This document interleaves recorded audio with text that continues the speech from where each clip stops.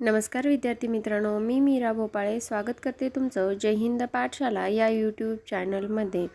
आज आपण भारतीय संविधानातील भाग 17 अभ्यासणार आहोत, ज्यामध्ये राज्यभाषा ह्यावर 9 कलमे दिलेली आहेत। तर यावर 1 ना 2 प्रश्न आपल्याला प्री आणि मेन्सला विचारले जातात। चला तर मग सुरुवात करूया आजच्या व्हिडिओला। राज्यभाषा हा भाग 17 मध्ये येतो, ज्याचं कलम आहे 343 ते 351। अशी एकूण 9 कलमे आहेत, जी 9 कलमे 4 प्रकरणात विभागलेली आहेत। मग आपल्या भारताची राज्यभाषा कोणती आहे, किंवा राष्ट्रभाषा आहे का आपल्या भारताला, किंवा हिंदीला राज्यभाषेचा दर्जा कोणत्या कलमात दिलेला आहे, या सर्व प्रश्नांची उत्तरे आपण या भागातून मिळवू शकतो। चला तर मग सुरुवात करूया। प्रकरण पहिलं, भाग 17 मधलं प्रकरण पहिलं आहे संघाची भाषा म्हणजे केंद्र शासनाची राज्यभाषा।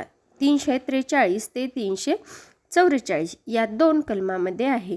मग 343 मध्ये काय दिलेलं आहे, तर 343 मध्ये 3 तरतुदी दिल्या आहेत, ज्यामध्ये भारताच्या संघाची राज्यभाषा हिंदी असेल, जी की देवनागरी लिपीमध्ये लिहिली जाईल। संविधान लागू झाल्यानंतर पहिली 15 वर्ष म्हणजेच 1950 ते 1965 या काळामध्ये इंग्रजीचा वापर सुरू ठेवण्यात आला होता।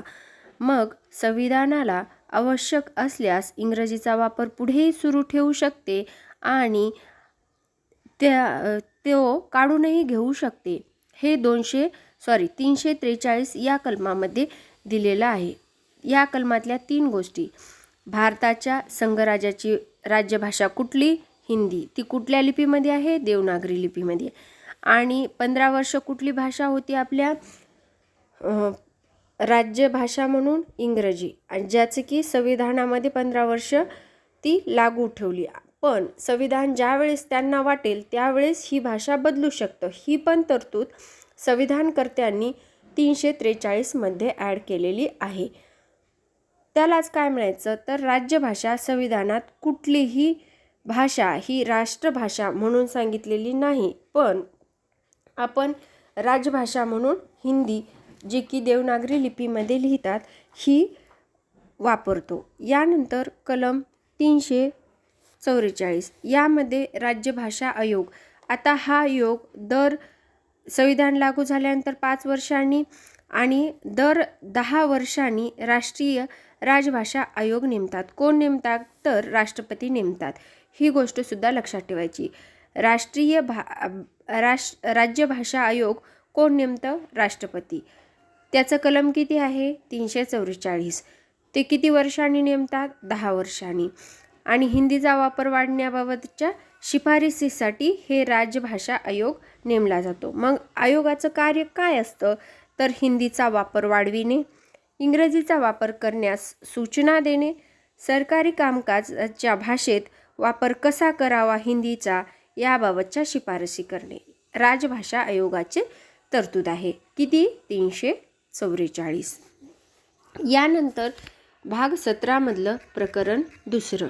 या प्रकरण दुसऱ्यामध्ये भाग 17 प्रकरण दुसऱ्यामध्ये प्रादेशिक भाषा दिलेल्या आहेत, ज्या की 345 ते 347 या कलमामध्ये दिलेल्या आहेत। 345 नुसार राज्य विधिमंडळ आपल्या राज्याची राज्यभाषा ठरवू शकतं। जसं की आपण महाराष्ट्रात राज्य विधिमंडळात कुठली भाषा वापरतो, मराठी, गुजरातमध्ये गुजराती, कर्नाटकामध्ये कन्नड ह्या भाषा वापरतो। हे कुठल्या कलमाने त्यांना अधिकार दिलेले आहेत, तर 345 या कलमाने राज्य विधिमंडळाला आपल्या राज्याची भाषा ठरवू शकण्याचा अधिकार दिलेला आहे। त्यानंतर कलम 346। आता 346 या कलमामध्ये काय आहे, तर राज्यामधील व राज्य केंद्रातील अधिकृत पत्रव्यवहाराची भाषा म्हणजे काय, तर केंद्राला जे काही कुठलेही राज्य असतील ते पत्रव्यवहार करताना त्याची कुठली भाषा असावी, किंवा ते कुठल्याही भाषेत इंग्रजी किंवा कायद्याने मान्य वापरण्यात येणारी म्हणजे जे काही 8वं परिशिष्ट आहे त्यातील भाषेच्या नुसार 346 नुसार ते पत्र देऊ शकतात केंद्राला। कुठला, केंद्र राज्य पत्रव्यवहार भाषा 346 एवढी गोष्ट लक्षात ठेवायची. त्यानंतर कलम 347. आता 347 या कलमाने भाषेला विशेष मान्यता देऊ शकतात. म्हणजे एखाद्या धार्मिक गटाची मागणी योग्य वाटल्यास राष्ट्रपती त्या भाषेला विशेष मान्यता देऊ शकतात. म्हणजे या भाग 17 मध्ये 2 तरतुदी आहेत ज्या राष्ट्रपती करतात. पहिली म्हणजे राजभाषा आयोग नेमतात आणि दुसरी म्हणजे जर एखाद्या भाषिक गटाची मागणी योग्य वाटल्यास त्या भाषेला विशेष मान्यता देऊ शकतात 347 कलमाअंतर्गत. यानंतर भाग 17 मधलं प्रकरण 3. आता प्रकरण 3 मध्ये सर्वोच्च व उच्च न्यायालय आणि कायद्याची भाषा कलम 348 ते 349 पर्यंत सुचविलेली आहे. मग या 348 कलमामध्ये काय आहे तर सर्वोच्च न्यायालय व उच्च न्यायालयातील कामकाजाची भाषा कुठली असेल तर ती इंग्रजी. कलम 348 कोणतं न्यायालय? उच्च आणि सर्वोच्च न्यायालय. त्याचबरोबर कायदे, विधेयकं आणि अधिकृत मजकूर हा इंग्रजीत असतात. जास्त किचकट न जाता आपण 348 कलमामध्ये काय आहे हे पाहूया. सर्वोच्च न्यायालय व उच्च न्यायालयातील कामकाजाची भाषा कुठली? इंग्रजी. आणि कायदे, विधेयकं व अधिकृत मजकूर हा इंग्रजीत असतात. हे 348 या कलमानुसार असते. यानंतर कलम 349 राजभाषेसंबंधी कायदे करताना विशेष प्रक्रिया व राष्ट्रपतीची पूर्वसंमती आवश्यक असते. बरोबर. हे 349 या कलमानुसार असते. म्हणजे भाग 17 मध्ये आतापर्यंत आपण 3 तरतुदी पाहिल्या ज्यामध्ये राष्ट्रपती स्वतः इन्क्लूड आहेत. एक राजभाषा आयोग, दुसरं एखाद्या भाषेला विशेष अधिकार देणार, तिसरं म्हणजे राजभाषेसंबंधी कायदे करण्याच्या ज्या काही विशेष प्रक्रिया आहेत त्या प्रक्रियेला राष्ट्रपतीची पूर्वसंमती असणं आवश्यक आहे. यानंतर भाग 17 मधलं 4थं प्रकरण. यामध्ये एक अमेंडमेंट ॲक्ट करून 2 कलमे ॲड करण्यात आलेली आहेत. कलम आता यामध्ये प्रकरण 4 मध्ये काय आहे तर विशेष निर्देश कलम 350 ते 51 हे या प्रकरण 4 मध्ये आहे. कलम 350 मध्ये कुठली तरतूद आहे तर कोणताही नागरिक कोणत्याही भाषेत शासनाकडे तक्रार किंवा अर्ज करू शकतो. आतापर्यंत आपण काय पाहिलं की सर्वोच्च न्यायालय, उच्च न्यायालयाची भाषा इंग्रजी आहे. त्याचबरोबर राज्य विधिमंडळ ठरवतील ती भाषा आहे. पण जर एखाद्या नागरिकाला शासनाकडे अर्ज करायचा असेल तर तो कुठल्याही भाषेत करू शकतो. हे कलम 350 आपल्याला सांगतं. मग 350A मध्ये काय आहे?